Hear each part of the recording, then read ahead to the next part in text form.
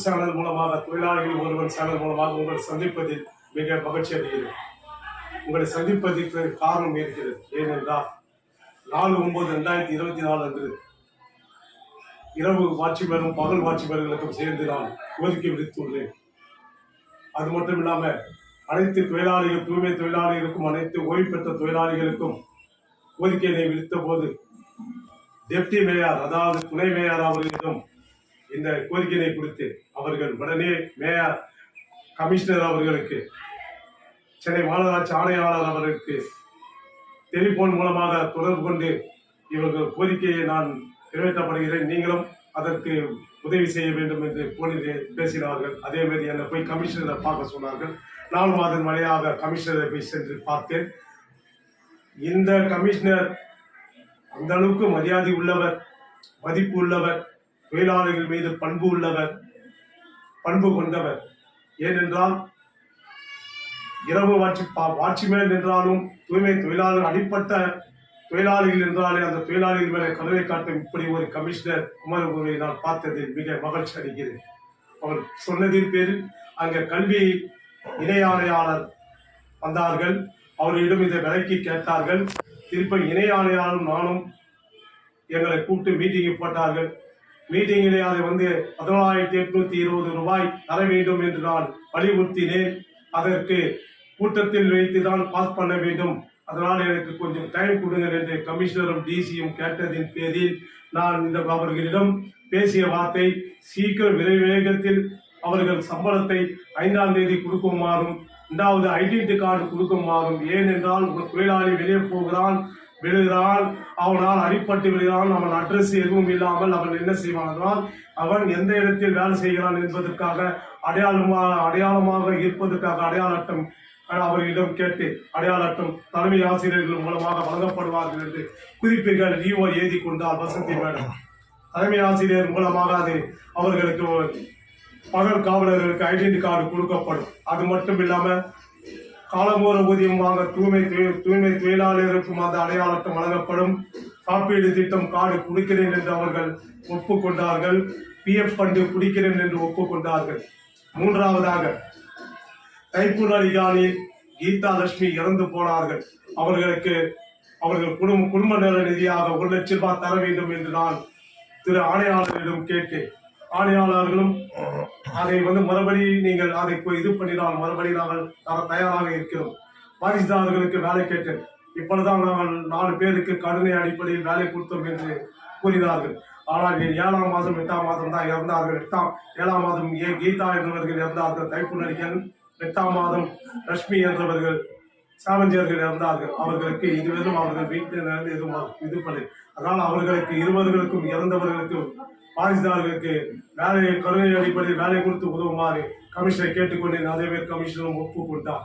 இந்த 11 கோரிக்கை அடங்கிய அத்தனையும் கோரிக்கையை நிறைவேற்றுகிறேன் என்று கமிஷனர் வாக்குறுதி கொடுத்தது மட்டும் இல்லாமல் இணையான கல்வித்துறை இணையாளர்களிடமும் வாக்குறுதி கொடுத்தார்கள். அதற்கு சாட்சியாக ஈஓ வசந்தி மேடமும் ஏஓ கலைசெல்வியும் இருந்தார்கள். அதற்கு சாட்சி. ஆகையால் இவர்கள் இந்த இது பண்ணுவார்கள் என்று நானும் நம்பி கூட்டத்தை முடித்துக் கொண்டேன்.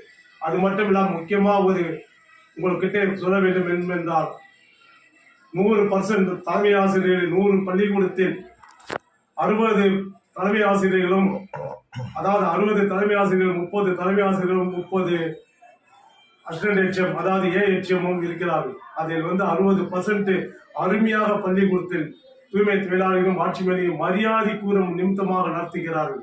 ஆனால் இருப்பது 40%, 20% ஹெச்எம், 20% ஏஹெச்எம். இவர்கள் தூய்மை தொழிலாளர்கள் மட்டுமில்லாமல் வாட்சிமேனையும் கேவலப்படுத்தி வெட்கப்படும் அளவுக்கு அவர்கள் செய்து விடுகிறார்கள். அவர்கள் வேலையில் குறை எதுவாக இருந்தால் அவர்கள் கண்டிக்கிறதுக்கு அவர்களுக்கு உரிமை உண்டு. அவர்கள் தரத்தை பேசுவதற்கு இவர்களுக்கு எந்த விதமான அதிகாரமும் யாரும் கொடுத்ததில்லை. ஆகையால் தமிழக முதலமைச்சரை கூறியிருக்கிறார்கள், தூய்மை தொழிலாளர்கள் அவர்களை கேவலப்படுத்தினால் அது சட்டப்படி சீவன் குற்றமாகும் என்று. அதன் அடிப்படையில் எனக்கு டெப்டி மேயரும் சொன்னார், யாராவது தலைமை ஆசிரியர்கள் உங்கள் தூய்மை தொழிலாளர்களை யாராவது கேவலமாகவோ இல்லை கொச்சையாக பேசினால் உடனே எனக்கு உங்கள் மூலமாக எனக்கு உங்கள் லெட்டர் பேட் மூலமாக எனக்கு எழுதி கொடுங்கள், அது தக்க நடவடிக்கை எடுத்து அவர்களை சஸ்பெண்ட் செய்கிறேன் என்று வாக்குறுதி கொடுத்தார்கள் டெப்டி மேயர். ஐயால் இதன் மூலம் தெரிவிப்பது என்ன என்றால், அந்த 60 தலைமை ஆசிரியர்கள், அதாவது 30 தலைமை ஆசிரியர்கள் 30 ஏஎச்எம் வரை இந்த 40% 20 பங்கட்டு இவங்களும் 100% வர வேண்டும். முறையாக கேட்டுக்கொண்டார். TH ரோடி ட்ரிபிள் நாய் ரோடு பள்ளிக்கூடத்தில் படித்த ஒரு மாணவன் இன்னைக்கு ஒரு கலெக்டராக ஆகி இருக்கிறான் என்றால், அங்கே உள்ள தலைமை ஆசிரியர்கள் அதுமாரி சார்பாக வேலை செய்திருக்கிறார்கள். டீச்சர்களும் அந்த அளவுக்கு கூர்மையாக வேலை பார்த்திருக்கிறார்கள். சத்து உணவு அமைப்பாளர்களும் சத்து உணவு செய்வரும் அந்த அளவுக்கு அவர்களுக்கு பாதுகாப்பாக இருந்திருக்கிறார்கள்.